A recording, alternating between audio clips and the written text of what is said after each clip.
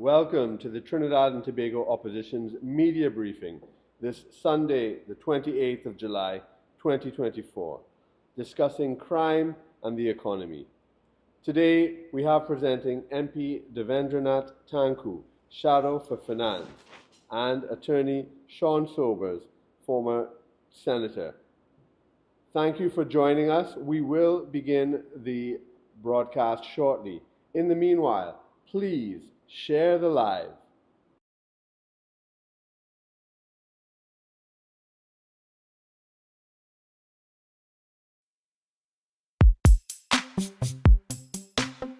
As you walk with us to the part of life, you will never have to walk alone. Come on!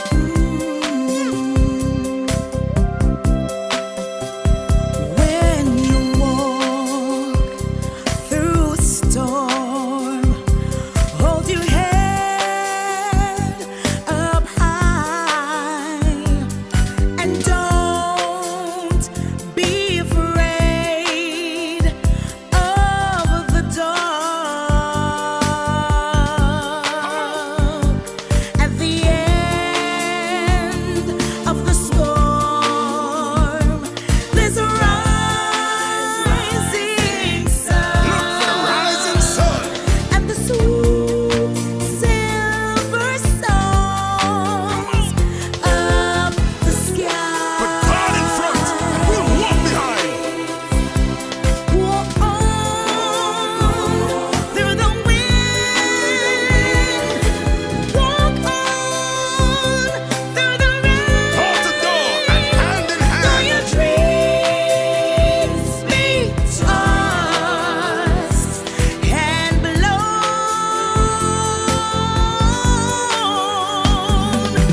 walk on, with hope in your heart, and you never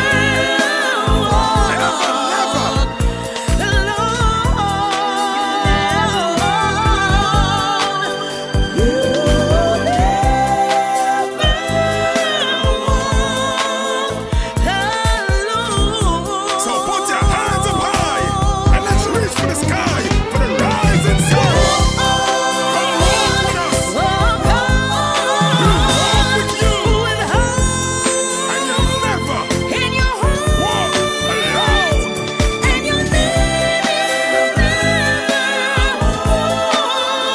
Never walk alone. Never walk alone. Never walk alone. You'll never walk alone with the UNC.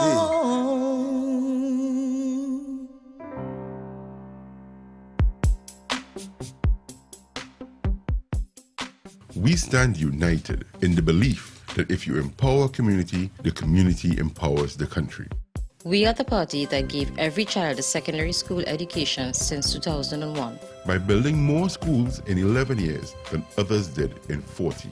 We believe that no child, Rich or poor, should be left behind. which is why we give every Form 1 student a laptop to expand their minds and their dreams, We are the party that put police cars back on the streets. and gave the police a $1,000 bonus because we believe that we should support the persons who are protecting you. We are the party that reduced the murder rate to its lowest in 14 years. We expanded GATE, stopped the property tax, and increased maternity leave. We are the party that invested in you and your community by investing in schools, community centers, lighted parks, 24-hour health centers, and the most extensive road repair program in decades. We believe that education is always a solution and that no one should have to pick between sending their child to school or buying food. We are the party that works for you. We are the first responders in every situation, working to deliver a better standard of living for you and your family. And most importantly, we have confidence in you, the people of Trinidad and Tobago.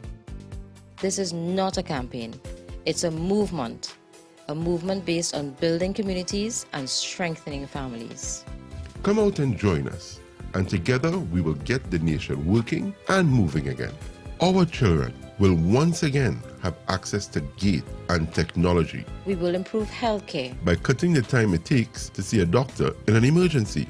We will establish a senior citizen unit in every major hospital and staff the hospital with the doctors and nurses you need to create a first-class healthcare system. We will focus on creating high-paying jobs, fixing our laws to remove red tape, and ensuring that you and your family are safer. We will reduce corporate taxes to jumpstart the economy, create a special investment zone along the East-West corridor, and work with entrepreneurs to build a digital economy. This is an investment in your community to move the nation forward and get TNT working again. Whether you are from 4th Street in Barataria to Railway Road in Dow Village, from Green Street in Tunapuna to Clark Road in Dibay, from La Hocketa to Moruga, from Miaro to Scarborough, we are one people with the same dreams of a better tomorrow. And when we stand together, we win together. We are UNC and proud.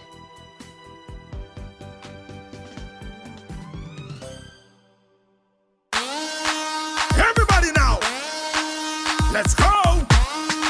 Come on, come on. Hey. Whoa, oh, whoa, oh, yeah, yeah, yeah. Come on. Whoa, oh, yeah, yeah. It's time to make a difference. It's time to turn that page. We got to do the right things if we want brighter days. Cause things ain't getting easy and the road ahead is tough. It's up to you and I to make the madness stop. Every day the things getting harder, and every day the things getting rough, and every day they hike the food prices and they implementing more tax for the sake of our twin nation and the youth of the next generation. Let's stand united, show we not divided. Let's show them now and send them a message now. Show them that we're the voice of hope. Send them a message now. Show them that our country ain't no joke. Send them a message now. Show them that we're the ones who care. Send them a message now. Oh, oh, oh, yeah, yeah.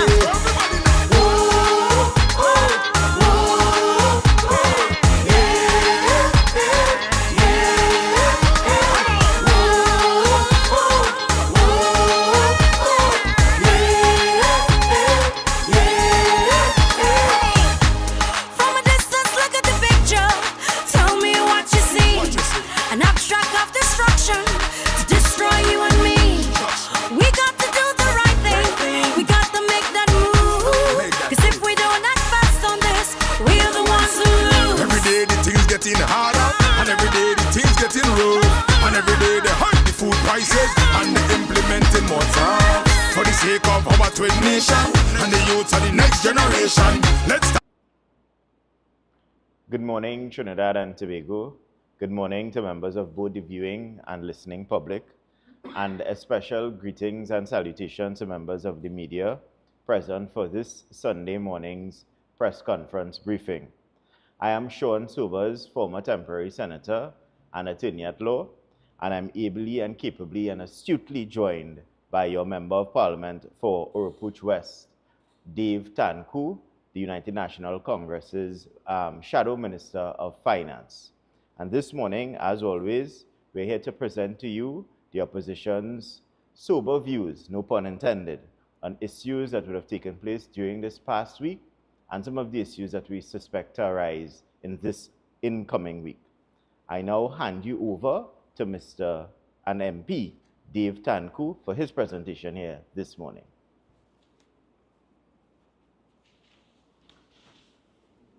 Thank you very much, my brother Sean.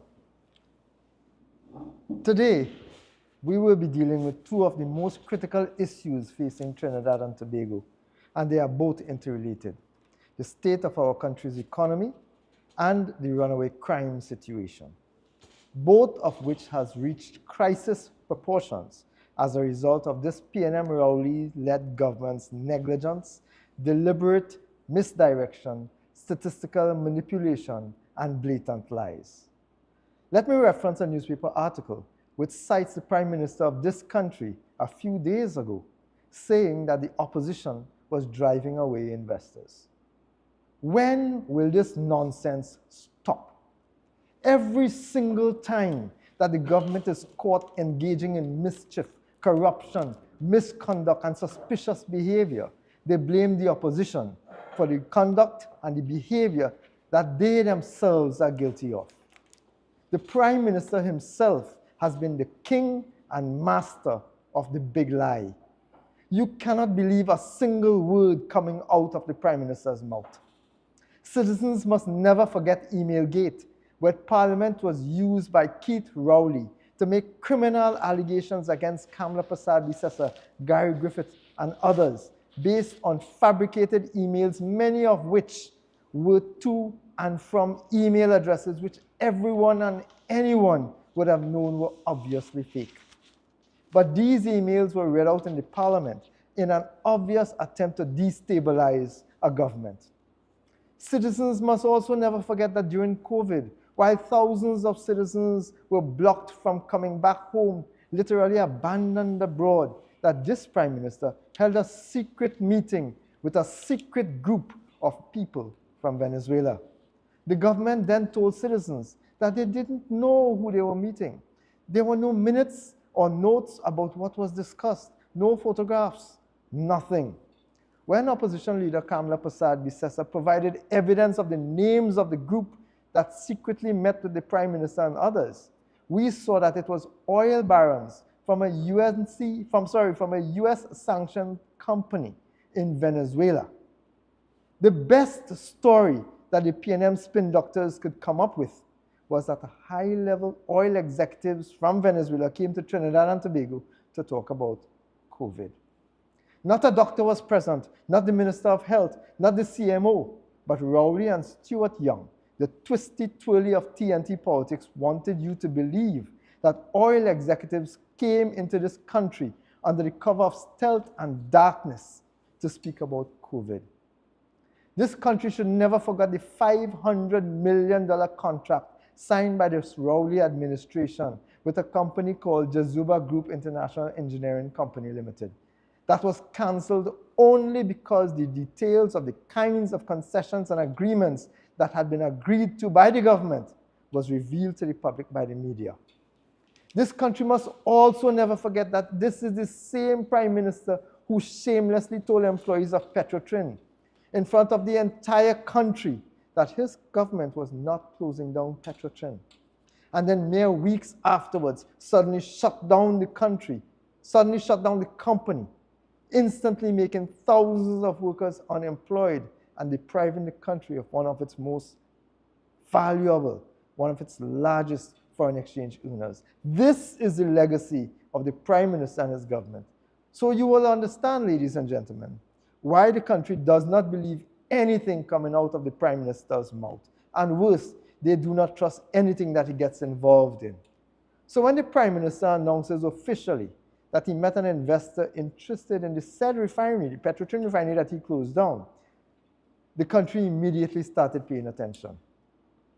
A basic Google search presented information, and amazingly, when this information and these issues were raised directly with the Prime Minister, the Prime Minister's response was that he was totally unaware of those allegations. This is despite the fact that the Minister of Energy had previously, 1 year ago, engaged in energy-related discussions with the very same investor. Nobody believes, ladies and gentlemen, nobody believes that the Prime Minister, the Minister of Education, the Minister of Energy, nobody believes that the Prime Minister, the Minister of Energy, the Minister of Agriculture, the Minister of Foreign Affairs, or any of the other persons involved in that meeting did not Google this investor before or even after the meeting with him. Let us not even start to talk about the lack of ethics and obvious bias demonstrated by the Prime Minister when a Prime Minister promotes his meeting with an investor interested in a refinery while the process of tendering is still live and ongoing, but he is not interested in meeting any of the other potential investors or bidders. This, ladies and gentlemen, has to be the laziest Prime Minister ever. This has to be the laziest Prime Minister ever.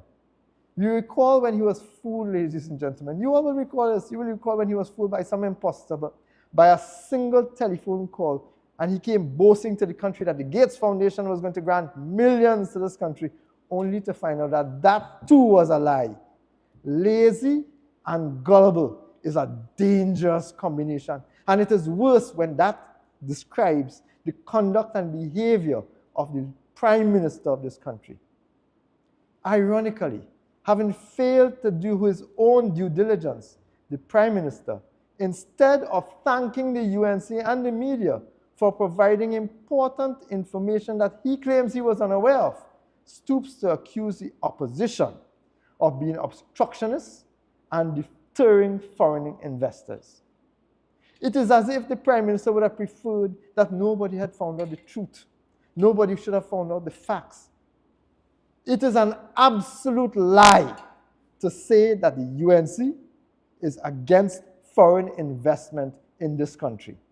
It is an absolute lie to say that the UNC providing information and asking valid questions of this government publicly is deterring any investor from investing in this country. No genuine investor interested in putting their money into Trinidad and Tobago would be and should be afraid of transparency and accountability. Maybe the kind of people that Rowley wants to bring into the country are afraid of that kind of scrutiny. Remember the kind of friends that he has. Some of them are now before the courts on serious charges. Ladies and gentlemen, it is the role of the opposition to hold this government to account, especially when it is dealing with the disposal of assets owned by the citizens of this country.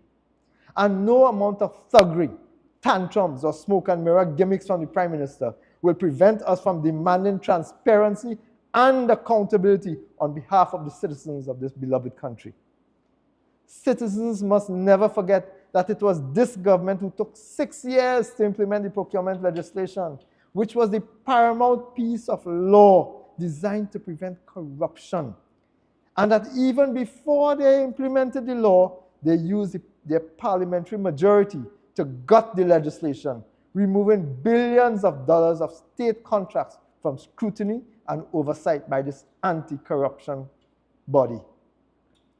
Only Dr. Keith Rowley and his gang can explain why after they sabotaged the intent of the legislation, even after that, they must explain why they sabotaged the legislation even after the head of the Procurement Regulation Office had warned the country that we were losing, the country taxpayers were losing upwards of $5.2 billion annually in corruption and inefficiency in the award and implementation of state contracts.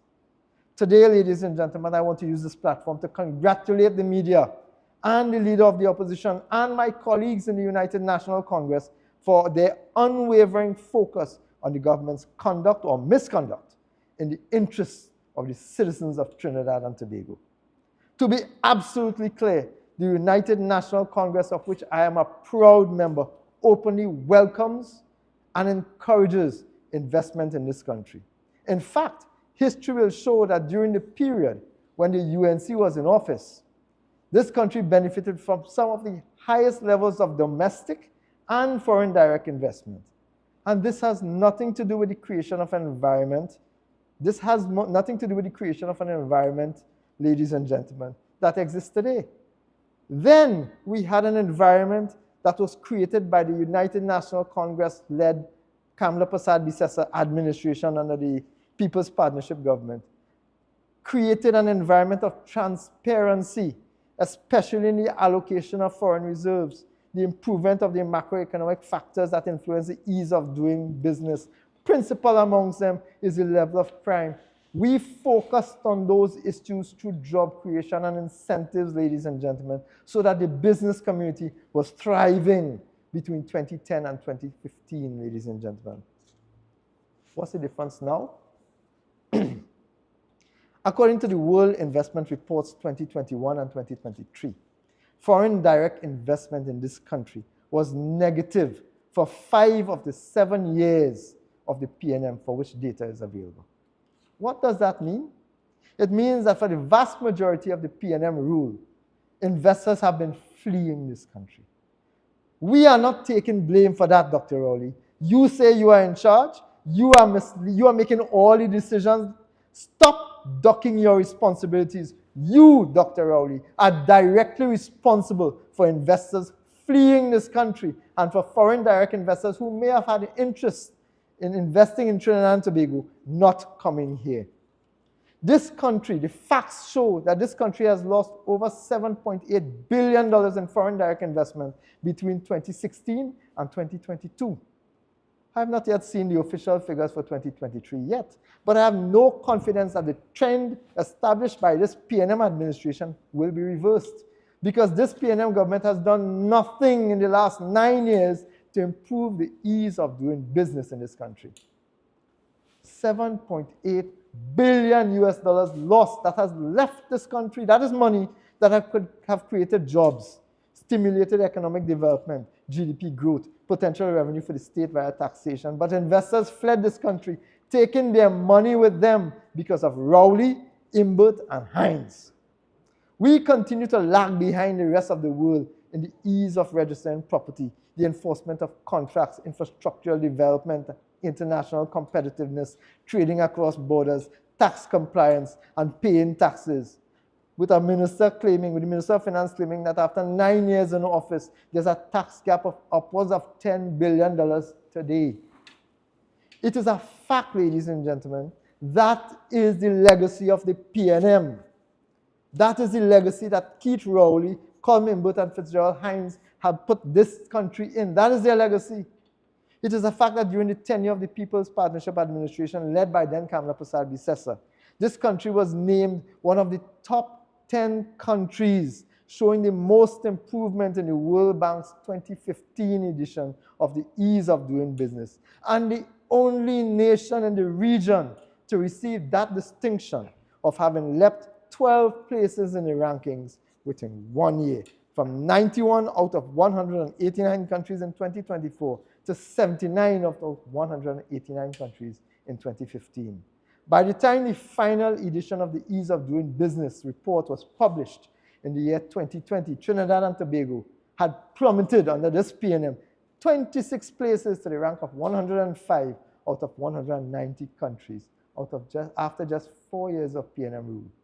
If that metric was still available today, ladies and gentlemen, given the trend that was established in their first 4 years, having added 5 more years to that, ladies and gentlemen, Trinidad and Tobago would have been much lower in our international rankings. The Prime Minister wants you to believe that the opposition is responsible for citizens, for foreign direct investment fleeing this country, for the investors not coming into this country, ladies and gentlemen. But that's a lie. Any investor, especially a foreign investor conducting due diligence on Trinidad and Tobago, will look at the foreign exchange situation. And this is what they will see, ladies and gentlemen. Take a look at the graph to my left. Take a look at this graph, ladies and gentlemen. In September 2015, there was a $10.5 billion in foreign exchange holdings left by the Kamala Prasad-Bissessar administration, according to the Central Bank Data Center. As at April 2024, look at the graph. As at April 2024, this PNM administration had hacked the reserves in half, bleeding our foreign exchange reserves holdings to $5.4 billion from the $10.5 billion they inherited. What is worse, ladies and gentlemen, is that despite the government having propped up the reserves by withdrawing $2.7 billion US from the Heritage and Stabilization Fund up to 2023 December, as well as having raised billions more via foreign borrowing and bond issuance over the period, our foreign exchange reserves has still and continue to plummet. Every investor will be concerned about the fact that this foreign debt component of total debt has skyrocketed from 16.6% to almost double that at 30% as at March 2024. Now, the figures may be confusing for some, but what this tells us, ladies and gentlemen, is that this Rowley government has been borrowing on the international market heavily. And when you borrow on the international market, ladies and gentlemen, it is well known you must repay in foreign exchange.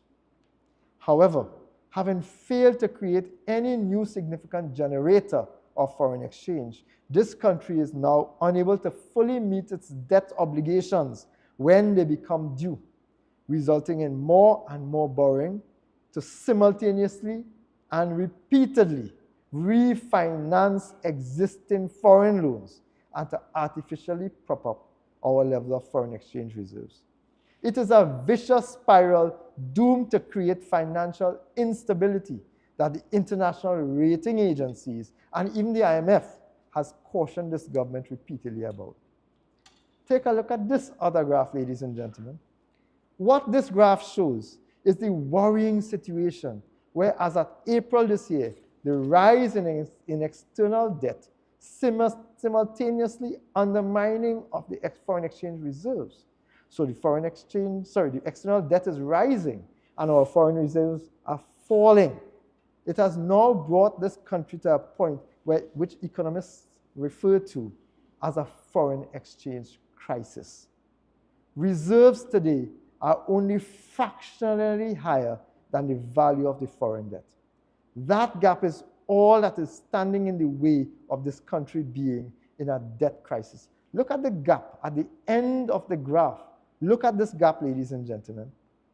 That gap is all that is standing in the way of this country being in a debt crisis, which will obviously impact badly on our international credit ratings and further undermine this country's attractiveness as a destination for foreign direct investment.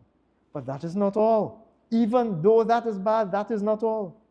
In June this year, the Minister of Finance boasted that he was able to raise $750 million on a roadshow, boasting about how much more he has placed this country in debt. Only Colin Burt, Minister of Finance, can boast about borrowing money as if he has achieved something. Of course, the minister has refused to tell the country what these millions will be used for, and specifically what new investments will be facilitated to ensure that the debts will be repaid when they become due. But do you know what the value of that reserve, that debt gap is? Ladies and gentlemen, $598.8 million. That gap that you're seeing there, $598 million. We are just slightly higher. Foreign exchange reserve holdings are just slightly higher than the level of external debt.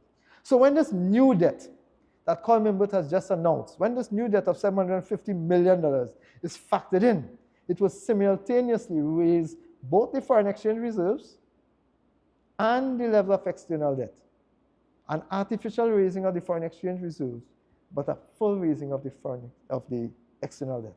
However, within months, as the preferred recipients of foreign exchange, which some have referred to as the foreign exchange cartel, as they draw down the reserves, especially given the lack of sustainable, substantial foreign exchange, non-borrowing revenue, this country is likely to be confronted soon with some exceptionally difficult financial decisions. I ask citizens of this country, ladies and gentlemen, to pay attention, because it is us who will have to pay the price in blood, sweat, tears, and tax after tax after tax for this government's crookedness, corruption, and conmanship. This is the reality of what a foreign direct investor will see when he or she conducts basic due diligence. And all of this information, ladies and gentlemen, is available on the central bank website. But it gets even worse than that. Since then, this government has signed an agreement with the US Exim Bank and another with the IADB, giving the government further access to borrow an additional $800 million in the very near future. Any competent investor will become concerned about being able to get access to foreign exchange to be able to repatriate their profits. Any foreign investor and domestic micro, small, and medium-sized businesses, which are not associated or not part of any conglomerate, know that the absolute nightmares that they have to go through, the hoops they have to go through to access the most minuscule amount of foreign exchange to make minor purchases.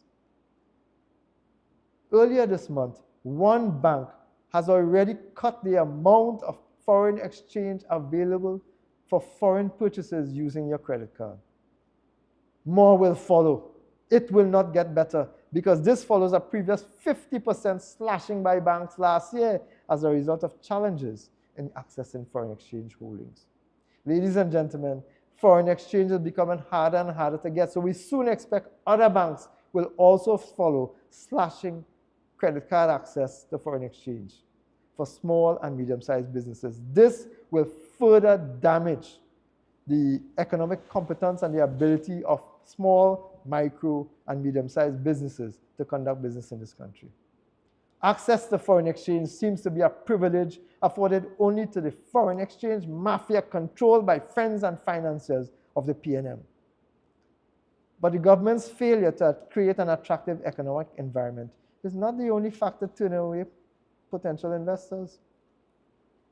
Our largest trading partner, the United States, has issued a travel advisory since last year, advising their citizens to, and I quote, to reconsider travel to Trinidad and Tobago due to crime, to exercise increased caution in Trinidad and Tobago due to terrorism and kidnapping.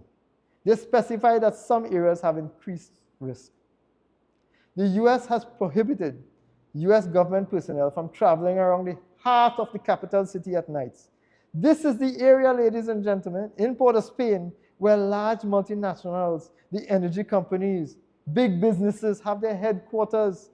Diplomats and U.S. governments have been warned to stay away from those areas and from all beaches, given the high risk of crime, the lack of security, ladies and gentlemen.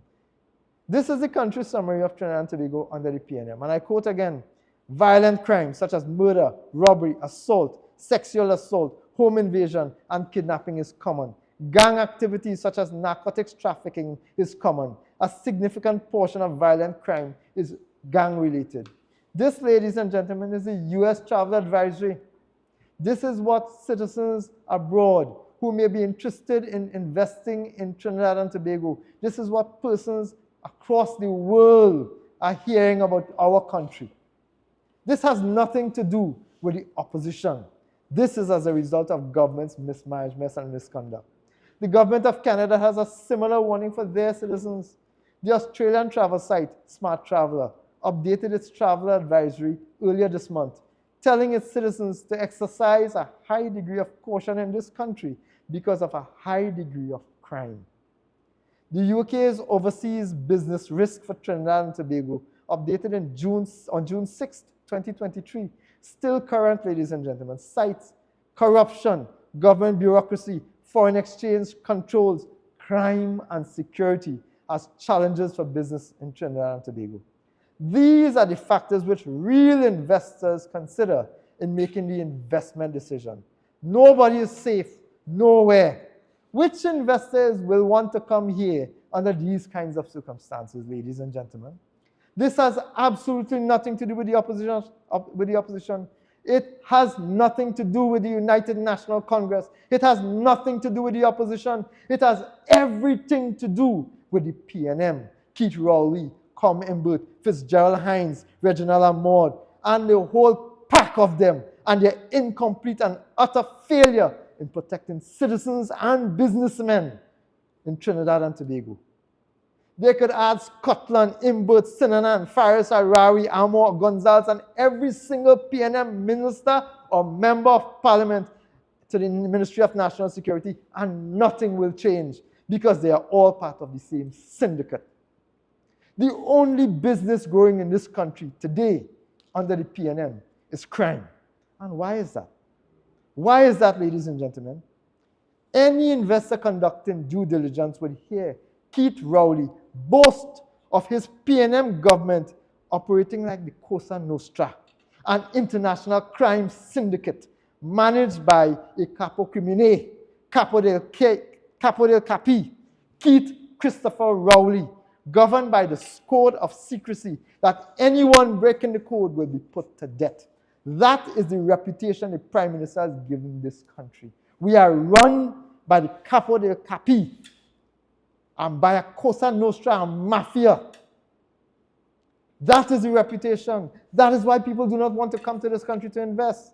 Any investor researching this country as an investment destination will see newspaper articles where businessmen in this country of every kind and in any kind of business are being robbed and murdered. They will see businessmen pleading for firearm licenses to protect themselves. And they will be shocked to see this PNM government, this PNM administration, led by Keith Christopher Rowley, attacking legal firearm owners, while at the same time closing their eyes to the wide open borders through which illegal guns, human trafficking, and illegal drugs and ammunition flow in like water. Investors will read newspaper reports of businessmen pleading for police protection. A basic online investigation will show these potential investors that extortion is a business in this country, with gangs extorting entire communities of businesses. Pay up, or you and your family will be murdered, kidnapped, or assaulted.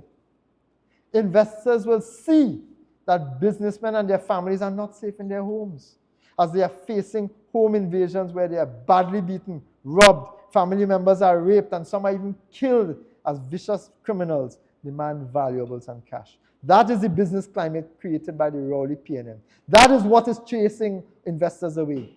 The business of crime has compromised the business of this country. This is not the opposition's doing. This is a direct result of the PNM policies over the last 9 years. And when you have a prime minister repeatedly endorsing the worst performing minister of national security in this country, what he's telling the country, ladies and gentlemen, what he's telling you is that he likes it so. The crime situation in this country is how it is because the prime minister and those in authority who have the power to do something about it refuse to do anything because they like it so. What other explanation is there, ladies and gentlemen? How else do you explain that after 9 years, the police service, the prison service, the Coast Guard, the fire service, the DPP, the judiciary, the Forensic Sciences Center, every aspect of crime prevention, detection, and prosecution remains underfunded and under-resourced by this PNM gang? What other explanation can there be for sabotaging this administration of justice? There is no other explanation except that this government likes it so. They have no problem with citizens being slaughtered or ravaged by criminals as long as they could feed off the trough of the treasury. They do not care about your safety, ironically, because they are protected, surrounded by armed officers paid for by your taxpayers' dollars. In my own constituency of Oropuch West, from such a trace, a businesswoman, Christina Adset, has been missing since September last year with not a clue of where she is. Not a clue to be found.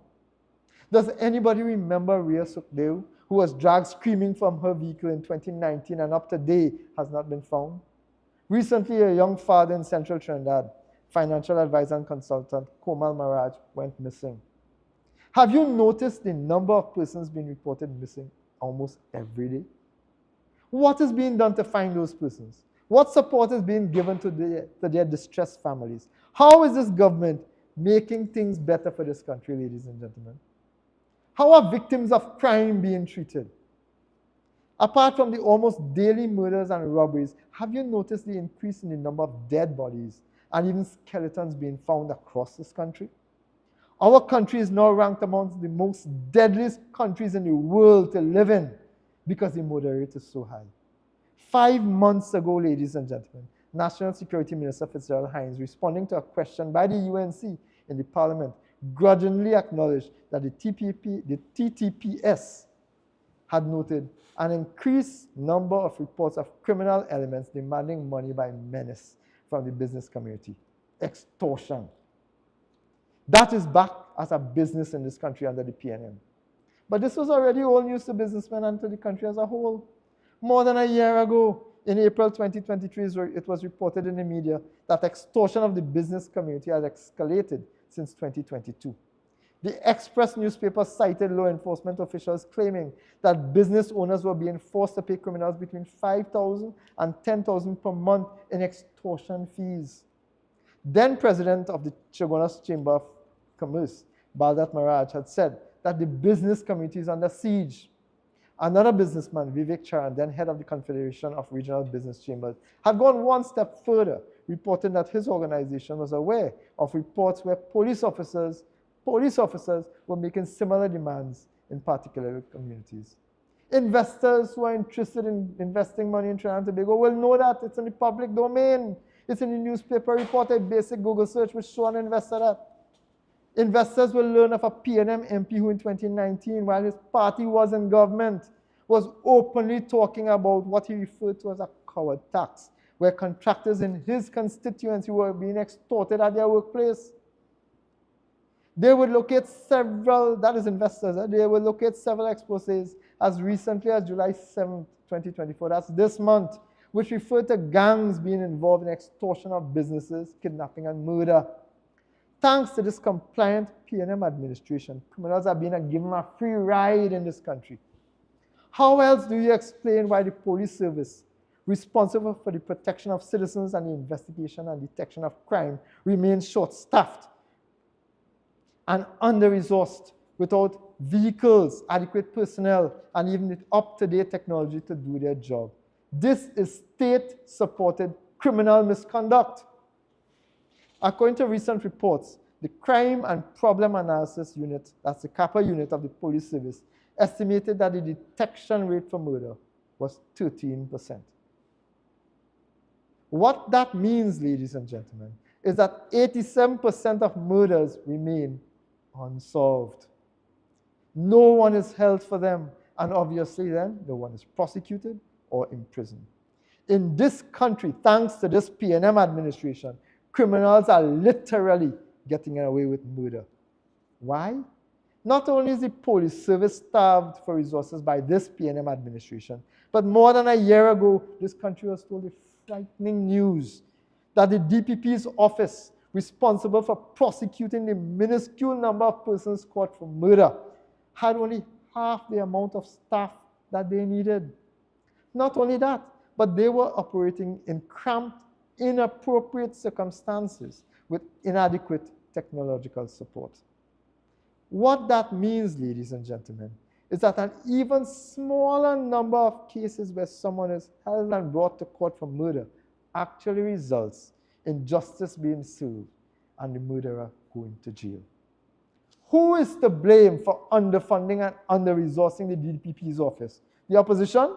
It is the government, ladies and gentlemen, that is deliberately underfunding the police service and the DPP's office.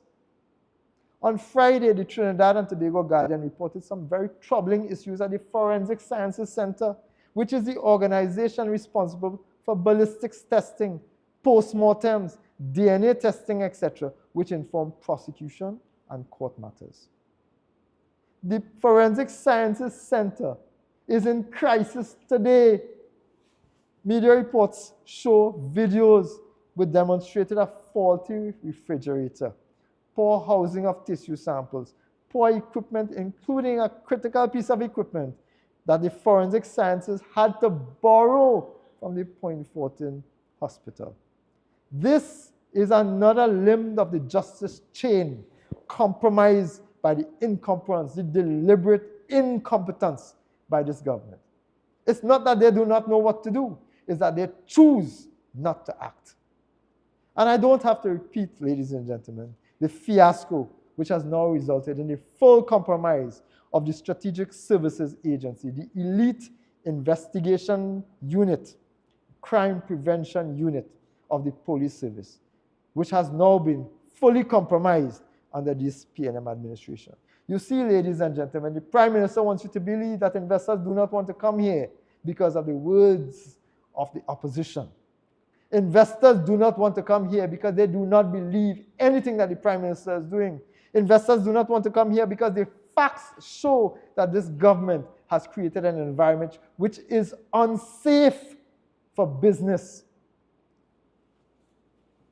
So no, Dr. Rowley. Again, citizens know otherwise. Citizens know not to believe anything that you say. Ladies and gentlemen, members of the public, you would know, you would remember that $100 million was promised by the Prime Minister $100 million was promised by the Prime Minister to the Defense Force earlier this year to treat with crime. Not 1 cent has been provided to the Defense Force for that purpose. You know why? Because the Prime Minister said so, and you know if the Prime Minister said jump, it's to run. You cannot believe anything that he's saying. No, Dr. Rowley. No. It is not the opposition's demand for transparency and accountability that has served as a deterrent to the foreign indirect investment. It is the PNM that has run investors away from our shores. The terrible trio of Rowley, Imbert, and Hines, the bungling three stooges of this PNM government, must take full responsibility for the economic, financial, and social crises that citizens are being made to face today. Get your facts right, Dr. Rowley. Stop the gaslighting. Stop the misdirection. Stop the lies. I ask citizens today to pay close attention to every action of this government.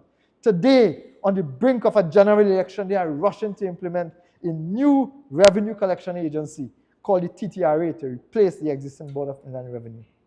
This TTRA will replace the BIR so that it could be under direct ministerial authority and removed from the protections of the public service.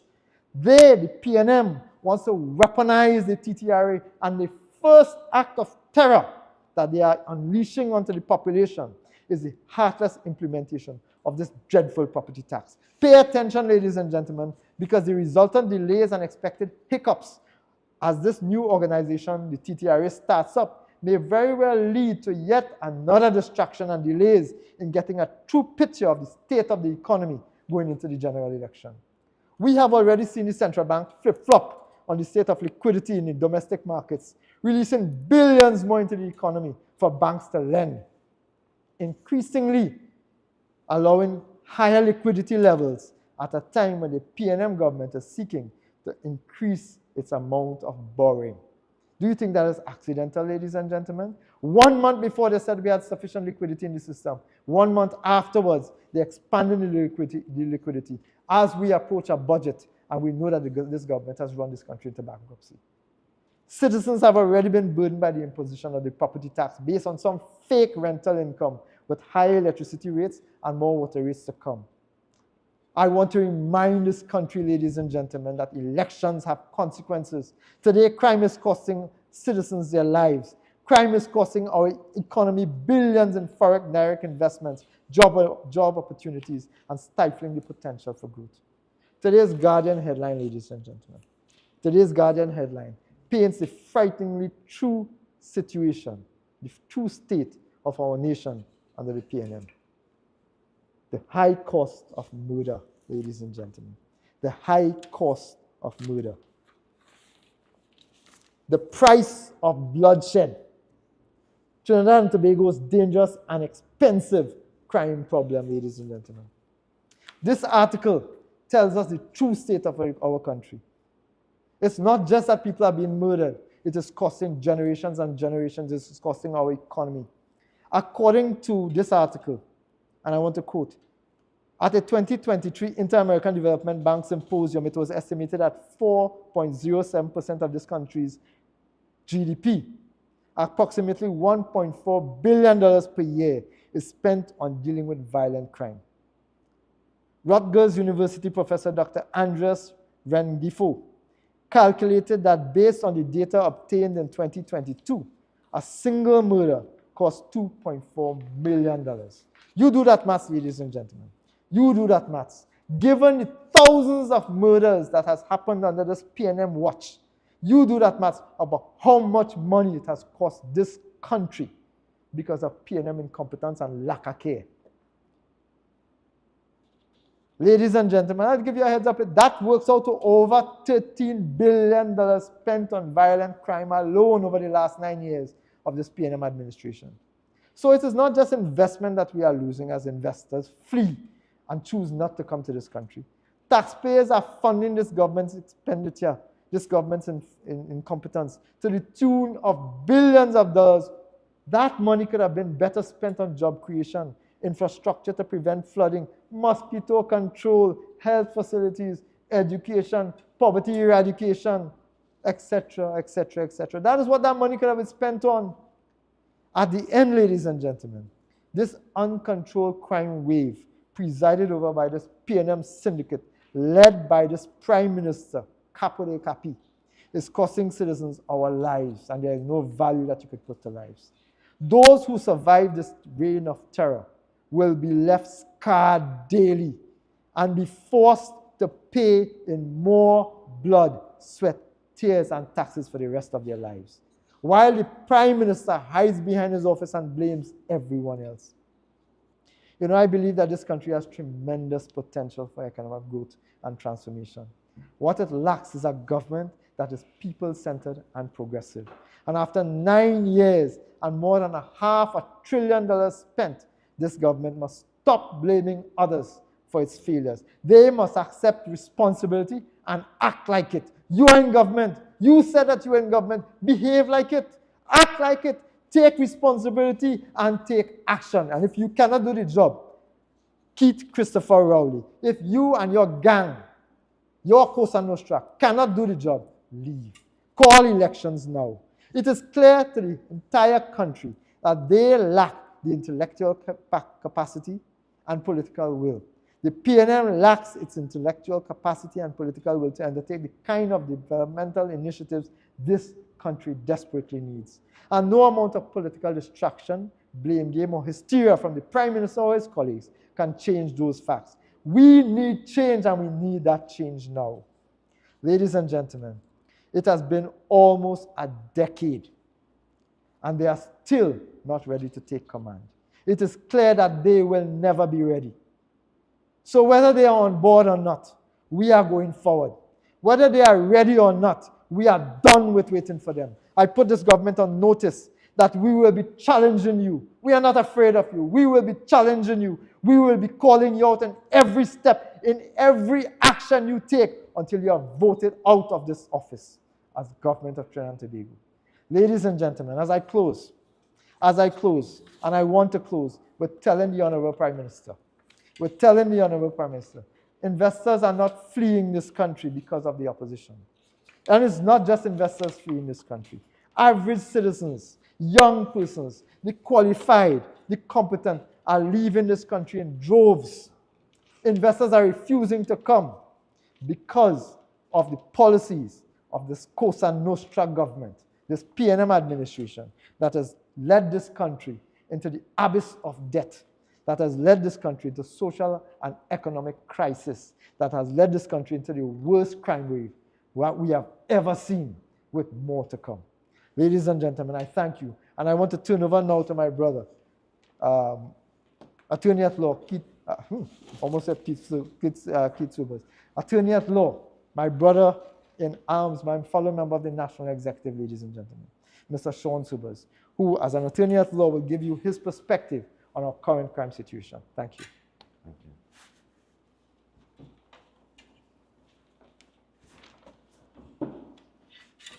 Good morning again to our listening and viewing public, and thank you, MP Tancoo, for giving us a thorough canvas as it pertains to not only the state of affairs of the Trinidad and Tobago economy, but also with respect to some elements of the crime situation that we are unfortunately trapped in currently under this PNM administration.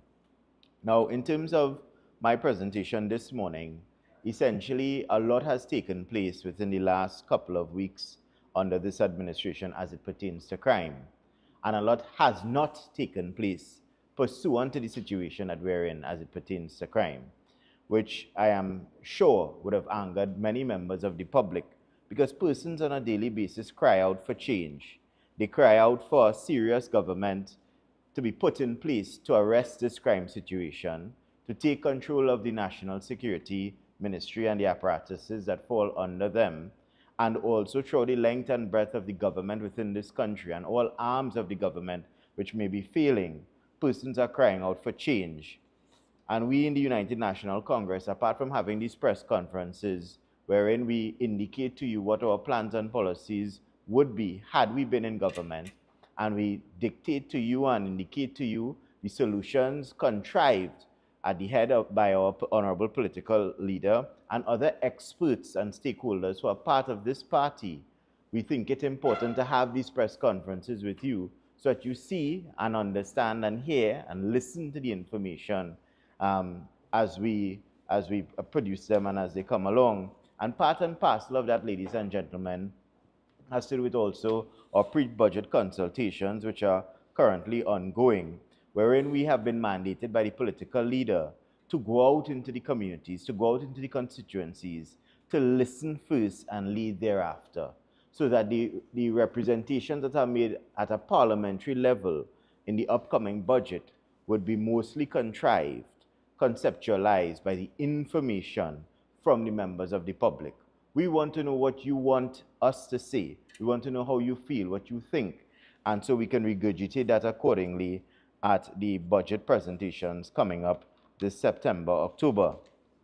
Ladies and gentlemen, this week in particular, after a record bloody weekend, from the weekend beginning July 12th to noon July 15th, Trinidad and Tobago unfortunately witnessed almost or approximately 18 murders being recorded in the streets of Trinidad and Tobago, with at least 54 murders back then, with only 22 days in July at around that time, and with approximately 340-something plus murders within the country around that time.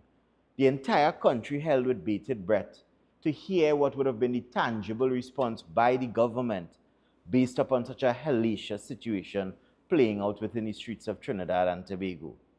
And most persons, if not all persons within this country, would have been absolutely surprised and aghast when they read the Express article July 23rd, 2024, covering the press conference of the Minister of National Security.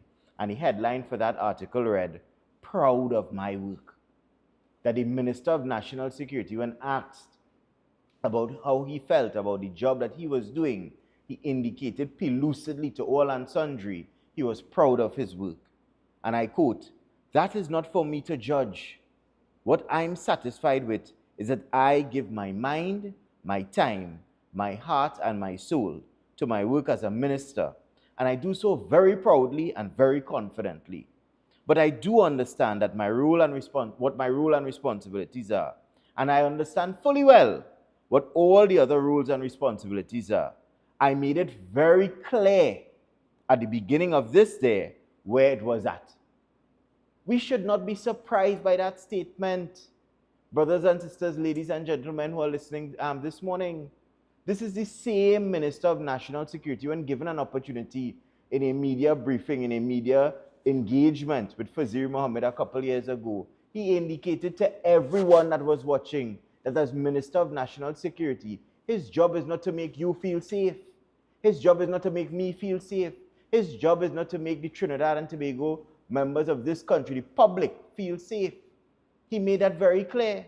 So when he says to the nation, coming out of a bloody weekend, coming out of a time period where we had more murders than days within the month, and July is quickly barreling towards one of the most murderous months in the calendar year of this country, he is saying to you, with no apology, that he's proud of his work. What is he proud of? Why has that statement struck a chord with so many citizens within this country, that you had so many persons coming out on the social media upset about that, saying all sorts of things that I choose not to repeat at this juncture because we are live, right? Approximately 340-something murders would have taken place this year already, and you are proud of your work. Is that what the minister is proud of? Where there is an ever increase in the state of violent crimes within this country, is that the situation that the minister is proud of? Where there is an increase in home invasions, as MP Tancoo would have indicated, persons being robbed, raped, beaten within their homes, is that the state of affairs that the minister is proud of? Where 73-year-old pensioner Lakshmi Prasad Sukram was killed in a home invasion, is that the current situation that the minister is proud of? And increasing missing persons within this country, and increasing gang violence and indiscriminate shootouts in our public streets, as if it is a Western playing out outside there. Is that the work that the Minister of National Security is proud of? Where there's an increase in truancy and indiscipline in our nation's schools, he cannot be proud of that. where there's an increase in criminal gang activity with respect to extortion of legitimate businesses. MP Tancoo spoke about that as well. Is what the minister is proud of?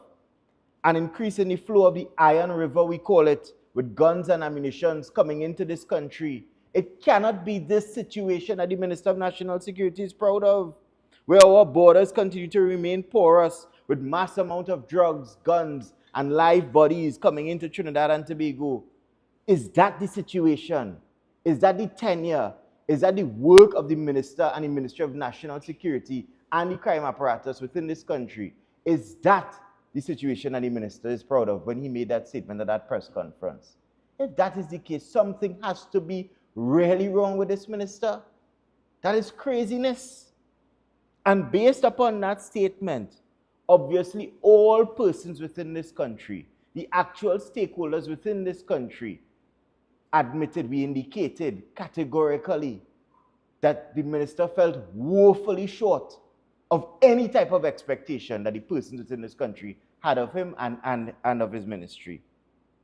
And you know, coming out of that situation, the one person, because Minister Hines doesn't really have much fans, I think he knows that.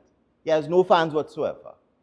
The one person who generally, in most instances, will come out, as they say, batting in his corner, supporting him in all ventures, as ludicrous as they may be, is the Prime Minister. But this week, enough was enough for that. The Prime Minister himself had to come out on Thursday after a post-cabinet press conference and say, listen, this man needs help. I mean, many of us think he needs all sorts of help.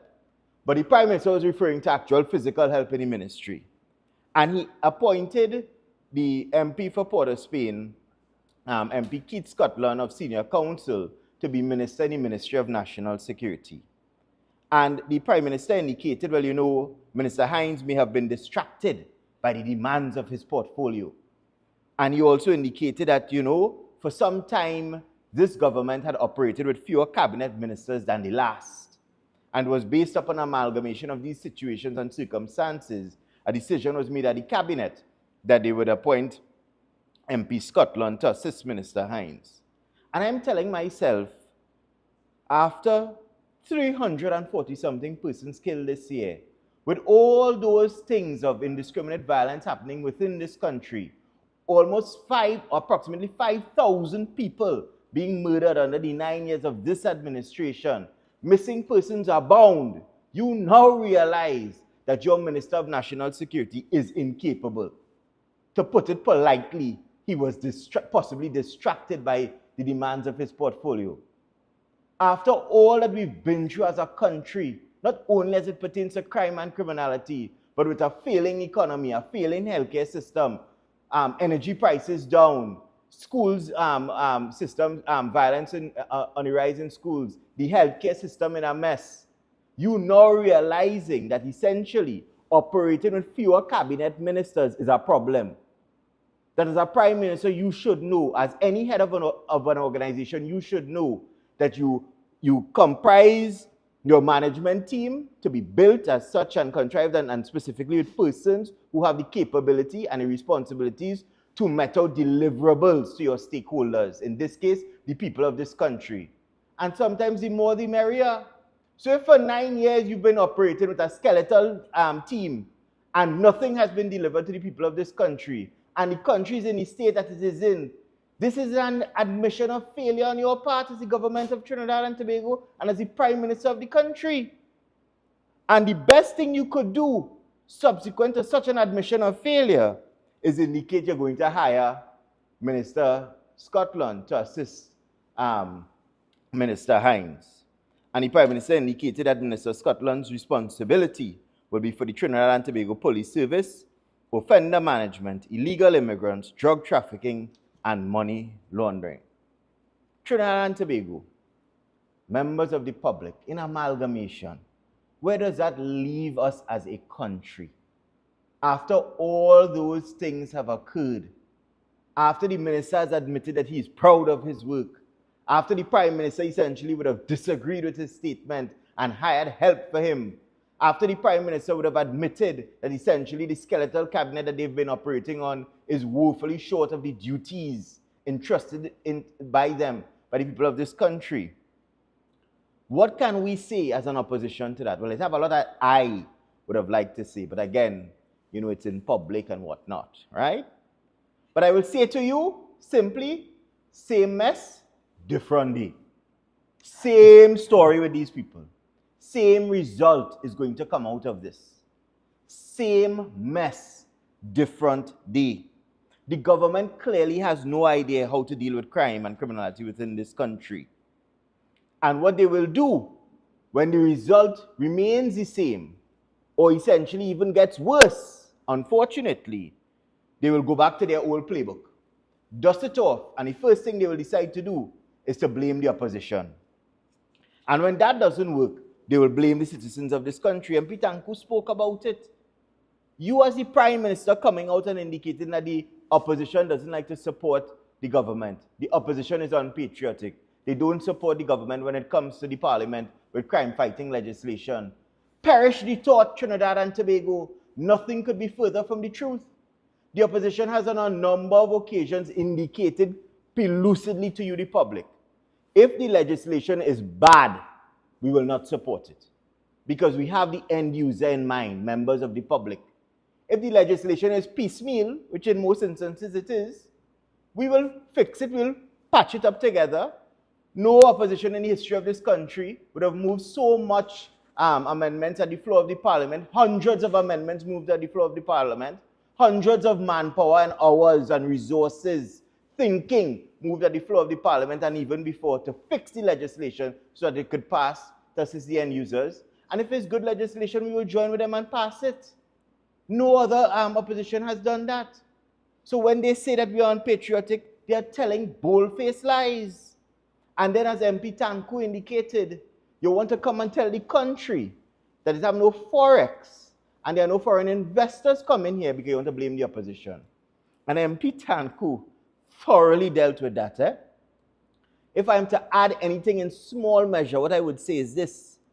You as a foreign investor working in a multinational company and you're looking at Trinidad and Tobago, any country as a matter of fact, you'll check some things. You have a little checklist.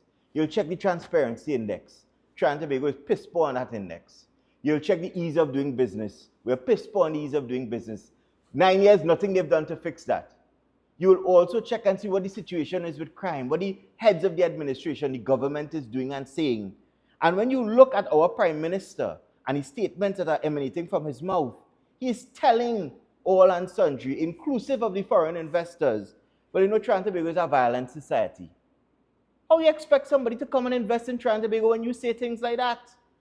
You're going on to say Trinidad and Tobago, as far as you are concerned, criminals believe it to be a criminal playground. Which foreign investor want to come and invest in a criminal playground? You're going on to say that Trinidad and Tobago, crime in Trinidad and Tobago, as a matter of fact, is a public health emergency. You said that. The opposition didn't say that. MP Tancoo didn't say that. Honorable Kamala Prasad-Bisasa didn't say that. So we're not scaring anybody away. Foreign investors are hearing you, the head of the country, the head of the National Security Council, saying these things. And that's why they don't want to invest in Trinidad and Tobago. So don't blame the opposition for that. The UNC has proffered on a number of occasions through Mrs. Prasad-Bisasa the solutions that we think would assist this country in reducing the crime rate and fixing the Ministry of National Security. MP Tancoo touched on it. We say time and time again, increase the detection rate. It matters not what sanction or consequence you have at the end of the rainbow. If someone commits a crime today and they believe they'll be caught today, they will not commit the crime. Increase the detection rate. Put measures in place to better operationalize acts of parliament. You can't be sitting down whole day in the parliament and passing law, quarreling with the opposition. We fixing the legislation for you, use the government, but we're doing all the governmental work. And then when the law is passed, it can't be operationalized because there are no resources at the end for the end user to really effectuate the law so that it can assist the members of society as it was designed and contrived to do. Better operationalize these acts of parliament. We call upon the government to resource our protective services, giving them both basic needs. Imagine that in 2024, I have to be here in a public press conference talking about basic needs, stationery and sundry for the TTPS and other divisions of the protective service. And then high-tech needs, ensuring that the CCTV camera systems in different parts of the country are working. You're having meeting with THA and telling them about putting cameras in Tobago, but you're not even discussing in terms of an audit which cameras actually working currently right now in Trinidad and Tobago. So we want to put more cameras there for. Resource them with high-tech infrastructure. Unfortunately, there was that shooting of that policeman the other day wearing the bulletproof vest. And we've spoken about this, MP Munilal, Senator Lachmidial, our opposition leader, has spoken about this. That you have police officers wearing these bulletproof vests. We don't know the age of the vest. We don't know the grade of the vest. But what we do know is that the criminal element running around there with 5.56 ammunition that could pierce certain vests like hot knives through butter. You can't expect these members of the TTPS to go there and fight crime with inferior apparatus, resource them properly, operationalize our scanners, not only at the ports of entry, but mobile scanners too. A previous commissioner of police indicated that he brought in these mobile scanners because he understood that guns and ammunition are traversing our highways and byways. So we need to have these scanners out there on patrol as well to pick up these cars when they're moving around with these things and effect an arrest. Operationalize our go-fast boats. Several of them sit at Stubbles Bay, or as MP Munila likes to say, Stumbles Bay. We need to have them out there running down these drug runners, running down these gun runners, running down these coyotes who are bringing people within this country. You can't have 2 hostile patrol vessels out there with 2 boats each, speedboats each on them. And you have about 6 or 7 or 8 or 9 or 10 boats on a given night running down on the southwest coast to drop off people. That does not make sense. Get those boats working, up and working and out there working for the people of this country. Get programs out there for the youths.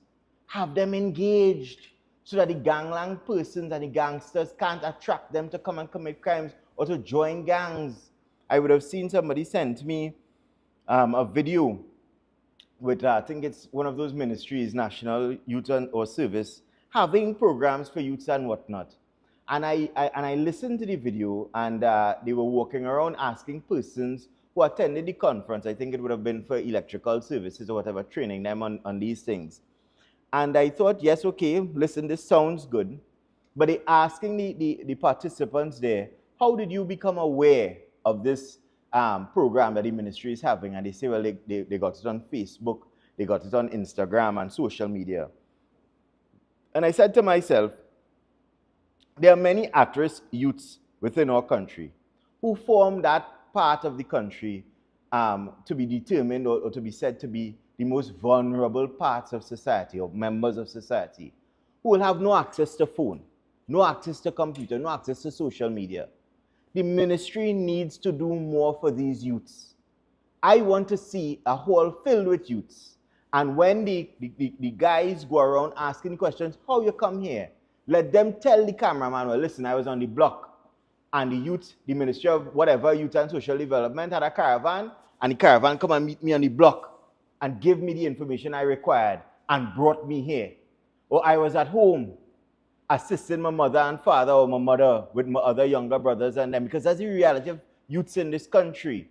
And they came to my house, gave me the relevant information and ensured that I was here to be part of this program. That is thinking beyond the box, thinking beyond the phone and the computer, because there are many youths who don't have access to those things. And if we are serious about crime, we'd identify those persons and get them involved in serious activity within this country. We want programs for ex-convicts to stop recidivism. They passed a bail bill the other day and they say the reason for it is that statistically, ex-convicts are part of committing crime within this country. But where are the programs for these ex-convicts to ensure that they don't participate in recidivism, that they don't participate in criminal activity? How do we get them employed? These are some of the solutions that we are putting forward. Increase the use of criminal informants. Just the other day I was reading in the newspapers, I think it's 2 or 3 days ago, the US, through high-tech criminal informant web, was able to capture Ismael Zambara from the Sinaloa cartel in Mexico. And it didn't take all this set of other arms of national security in the US to do so. But it was through informants that they were able to lure him into the US and effect an arrest. We need to do something like that. And lastly, in terms of the Minister of National Security and the splitting, essentially, of the Ministry of National Security, I always say, imitation is the best form of flattery. And the United National Congress since 2015 have been indicating that the Ministry of National Security is too large. So many responsibilities. One person under that weight will fail. You need to split the ministry. And we've been saying the same thing for the last 9 going on 10 years. And finally, the PNM has decided to do the very same thing. Because by interjecting Minister Scotland there, you've now split the ministry. And so, I mean, you know, with all due respect to the PNM, if you want more information from us on solutions, in fact, I've given you some. You could contact the opposition leader. She'll assist you as well, too. We will fix this country, you know. You don't need to wait 9 years, 340-something murders after, 5,000-something murders after 9 years to do the very same thing the UNC has been saying to do all along. It is inefficient operations. And to be fair, as MP Tancoo would have indicated, it is a lack of political will. You need to really focus on crime reduction initiatives. A lot of them won't cost any money whatsoever.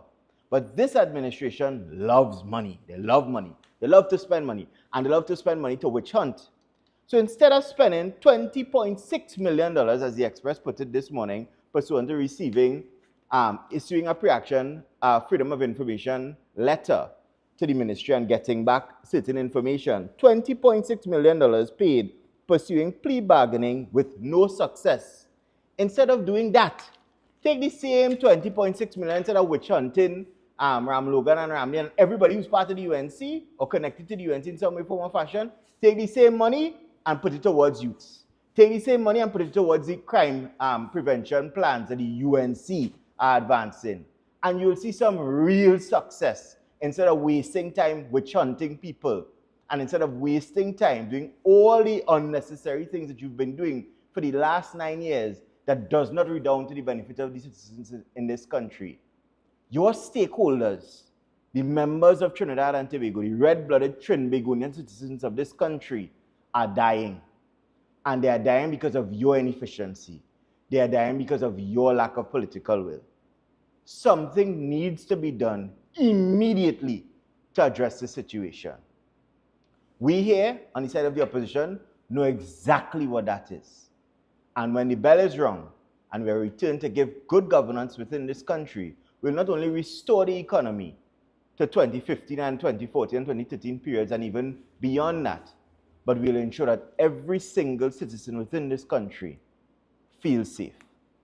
Thank you very much, Trinidad and Tobago. I will now open the floor. I don't know if there are any questions from the media.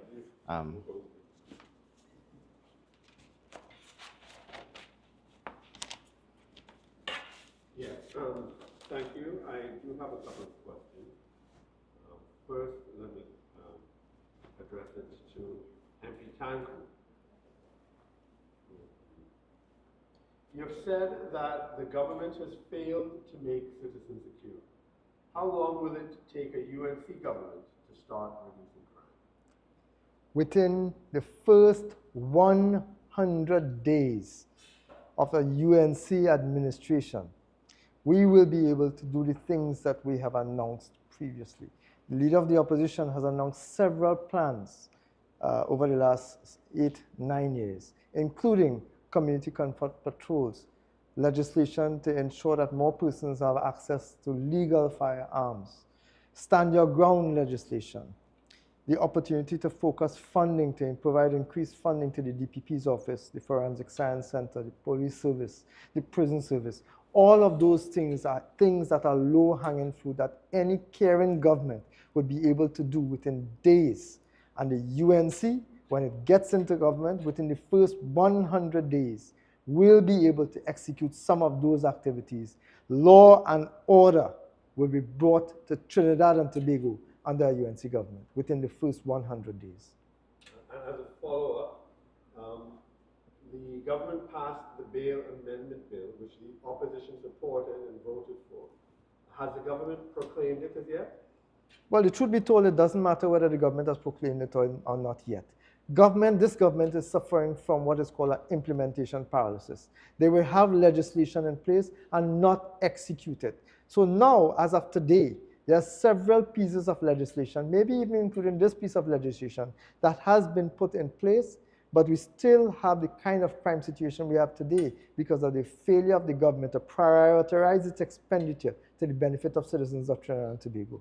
Even with all the best of legislation in place, what is missing is the political will by Prime Minister Keith Rowley and his ministers of government to frontally tackle the issues which contribute to the crime wave, the crime tsunami that is affecting our country. This one is from Alicia Boucher, TV6. How do you see Vasant Bharat's return to the party changing the political standings in terms of any future the party is going to have going forward into next year's election? As far as I'm aware, Vasant Bharat, just like so many others, remain members of the United National Congress. The political leader has opened her arms and welcomed everyone back. Given the state of our country, the state of our economy, the state of crime, the state of poverty, the level of infrastructural destruction, the level of flooding, the collapse of the health sector, the education sector, etc., etc., etc. Any citizen who wants to see this government out of office, who wants to see an improvement in the lives of citizens of our country, who wants to see a future for their children, every citizen is welcome to join us in the UNC as we seek to establish better government, better governance, transparency, and accountability in government. And this one is for Sean Sobers. With regard to your comments about Keith Scotland and his recent appointment to the Ministry of National Security, how do you respond to the government's claim that the UNC wants the government to fail and wants the country to fail because you believe that if the country fails, you will succeed? Nothing could be further from the truth. The UNC is all about country. We are the most patriotic party that exists within Trinidad and Tobago. We've always contrived plans to better our fellow man, and we'll continue to do so. The only thing that has failed from its inception is the PNM. The only thing that continues to fail from its inception is the PNM. And when the PNM fails, which it continuously does, the UNC, as a responsible party, will always step in to fix their failures as best as we can with the resources that we do have in our possession. When we've done so in the past, we are doing so now, and we'll continue to do so. Within the next couple of weeks, hundreds, thousands of children are going back to school.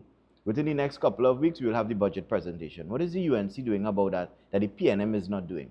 The UNC has recognized that many persons fall within that vulnerable category, and we are having fundraisers throughout the length and breadth of this country to ensure those vulnerable people, not only in UNC constituencies, but throughout this country, have school books to go back to school with, so that we could stop this little epidemic that is now growing with respect to parents stealing books.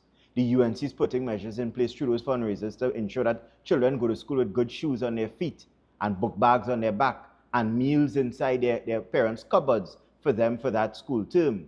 The UNC is going out there and speaking to persons to ensure that our budget preparations and eventually our budget presentations are people-centered and people-focused. That is what the UNC is doing for its country, because we want our country to succeed. But what is clear and what will not change is that the PNM alone will continue to fail. This is from Jesse Ramdale, CNCC News, to either of the presenters. Minister Scotland is expected to meet with the police commissioner. What should be the areas of focus going forward as it relates to crime reduction? As we've just outlined, both MP Tancoo and myself, we've indicated categorically what should be on the forefront of anyone's mind, especially the government's mind, when it comes to crime reduction. And so, discussion should be had with the TTPS as it pertains to what are the situation with respect to their resources, which would lead to an audit for both basic and high-tech needs. There should be discussions as it pertains to curbing the influx of guns and drugs at Iron River that I spoke about coming into this country. What are the positions with respect to ensuring then that the apparatus that the TTPS officers are using on the streets is capable and sufficient to protect themselves and fight criminals within this country? Those are some of the discussions that Minister Scotland should be having with Commissioner of Police Ula Christopher as it pertains to crime reduction, and he should get out there. This is not an invisible fight. We need a Minister of National Security who is on the ground, assisting all members of the protective service. I want to see Minister Scotland on a boat with the Coast Guard officials running down people when they're coming into this country illegally. I want to see Minister Scotland on a roadblock assisting the TTPS when they're doing roadblocks. I want to see Minister Scotland engaging the TTPS at all hours of the night, ensuring that they have the relevant resources and tools they need to fight crime. I don't want someone who sits in an ivory tower giving out instructions and not seeing those instructions being followed through, because that is why we're in the problem that we have today. I want to add, if I may as well, that right after Minister Keith Scotland leaves the Ula Christopher's office, the Commissioner of Police's office, he should also meet with the Minister of Social Development and the Minister of Labor, because crime is not just a matter for the TTPS. Crime is a multifaceted problem which requires multifaceted solutions. Unemployment, poverty, those are issues which need to be addressed. If any minister can have any dent, any government can have any dent on the level of criminal conduct in this country. And as my colleague said, if the minister gets out there, he himself will learn that, as we have learned that over the years. That information is outside there. The minister just actually needs to have the will. Unfortunately, I think we join with the national community in not having much confidence, given the failure, the repeated failure of the government of this country. Like I said in my presentation, they could add every minister of parliament, every member of parliament, every minister in government, until they get the political will to treat with crime as a national issue, as they themselves described it as a national health issue. Then Trinidad and Tobago will have to find help and resource and support from another government, which will be given to the citizens as an opportunity next year, 2025, in the general election. Thank you. Okay, that's it. Thanks. Before we go further, I want to use this opportunity, before we close, to extend congratulations to the Trinidad and Tobago Olympic team, as they are now on the road seeking to represent the red, white, and black. I wish them all success and all luck. In addition, I want to use this opportunity to wish my brothers and sisters of Trinidad and Tobago a happy African Emancipation Day, as we celebrate the freedoms that we have and we enjoy as a people, as a citizen, as a country. I'm extremely proud of my ancestry. And yes, as a citizen of this country, I am blessed to have been exposed to every aspect of our national flora and fauna. Ladies and gentlemen, I thank you all. And again, I want to use the opportunity to wish, on behalf of the political leader of the United National Congress, on behalf of my brothers and sisters in the United National Congress, and on behalf of other citizens of Trinidad and Tobago, a happy African Emancipation Day to one and all. Thank you.